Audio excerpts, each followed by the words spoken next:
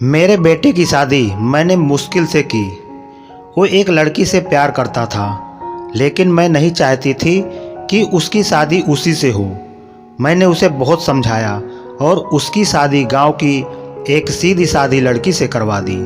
लड़की का नाम सुधा है। मुझे पता था कि वो लड़की मेरे बेटे और इस घर के लिए बहुत अच्छी है, इसलिए मैंने उस लड़की की शादी मेरे बेटे से करवा दी। सुधा हमारे घर में आई। लड़की घरेलू थी, बड़ों का सम्मान और घर का काम करती थी। अभी 10 दिन ही शादी को हुए थे, लेकिन मुझे लगने लगा कि मैंने अपने बेटी की शादी इस लड़की से करवा कर अच्छा किया। मेरा बेटा राजीव भी खुश ही लग रहा था, लेकिन उस रात के बाद मेरी यह सोच बदल गई। एक रात करीब 2 बजे मेरे बेटे के कमरे से चीखने की आवाज़ आने लगी। यह चीखें मेरी बहू की थी। मैंने थोड़ी देर तक सुना, फिर वो चीखना बंद हो गया। राजीव के पिता मेरे पति को भी यह सब सुनाई दिया था, लेकिन फिर हमने उन्हें रात में पूछना उचित नहीं समझा, इसलिए दरवाज़ा नहीं खटखटाया। सुबह मेरी बेटी भी बोल रही थी कि मम्मी, रात को कौन चीख रहा था। मैंने उसकी बात काट दी, कहा कि कोई नहीं, शायद कोई बाहर से चीख रहा था। मेरी बहू का स्वभाव उस दिन से बदल गया। वो चुप थी सारा दिन। मैंने सोचा शायद पति पत्नी के बीच की कोई बात होगी, इसलिए मैंने कुछ पूछा नहीं। अगले रात फिर 2 बजे वही हुआ। मेरे बेटे के कमरे से फिर चीखने और रोने की आवाज़ आने लगी। इस रात वो आवाज़ करीब 10 मिनट तक चली। मेरी बेटी उठ गई और उसने हमारे कमरे का दरवाज़ा खटखटाया। मैंने दरवाज़ा खोला, देखा तो वो बहुत डरी हुई थी। बोली, मम्मी यह क्या है? भाभी रोज़ रात को रोती और चीखती क्यों है? क्या होता है कमरे के अंदर? चलो अभी दरवाज़ा खुलवाते हैं। मैं दरवाजे के पास जाने लगी तो मेरे पति ने मुझे रोक लिया।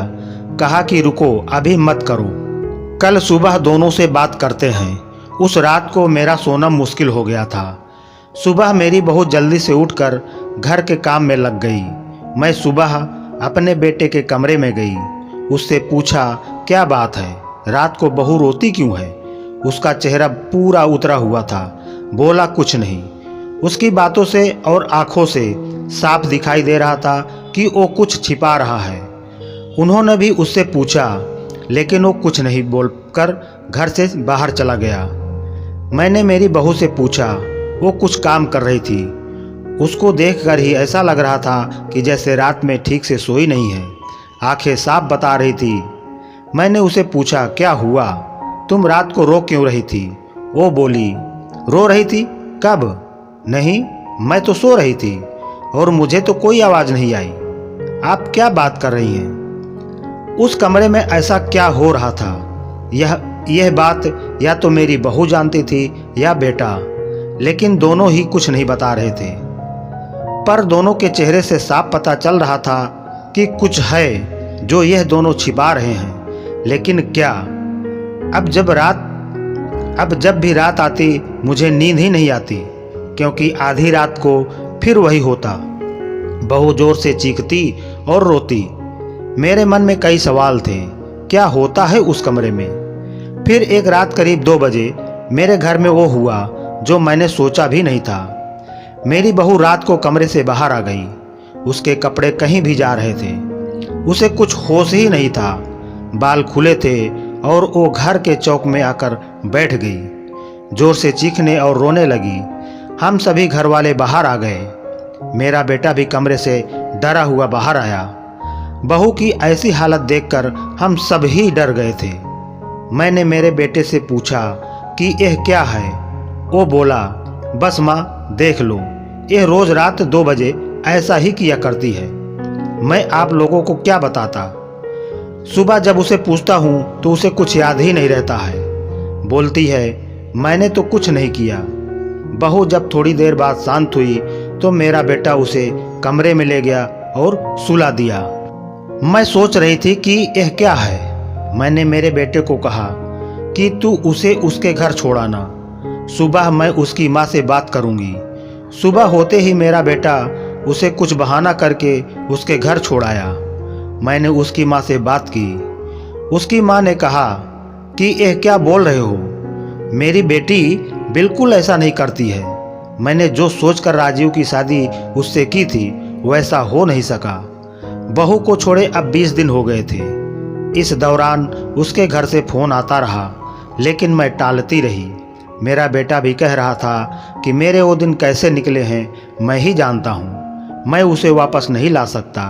कहीं उसने मेरी जान ले ली तो क्या करोगी। मैंने उस पर फिर ज़्यादा दबाव नहीं डाला, पर मैं अपने आप को कोस रही थी कि मैंने अपने बेटे की शादी उस लड़की से क्यों करवा दी। अब मेरे घर में कोई नहीं चाहता था कि वो वापस आए। इन्हीं सब बातों में 3 महीने निकल गए।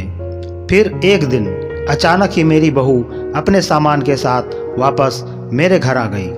वो आते ही मुझसे कहती है, माँ जी, मैं जानती हूँ कि आप मेरे बारे में क्या सोच रही हैं, लेकिन सच क्या है यह आपको पता नहीं। उसकी बातों से मुझे लगा कि कुछ है जो वो बताना चाहती है। मेरा बेटा घर आया और उसे देखकर गुस्सा हो गया। कहा, ये यहाँ वापस आ गई, मैं अब यहाँ इस घर में नहीं रह सकता, मैं जा रहा हूँ। मेरी बहू ने उसी समय कहा, क्यों, सच सामने आ जाएगा इसलिए डर रहे हैं? बताइए सबको सच क्या है। मैं उस तरह से क्यों किया करती थी? बेटा बोला कि क्या सच? सच ये है कि तुम पागल हो और रोज रात उस तरह से करती हो।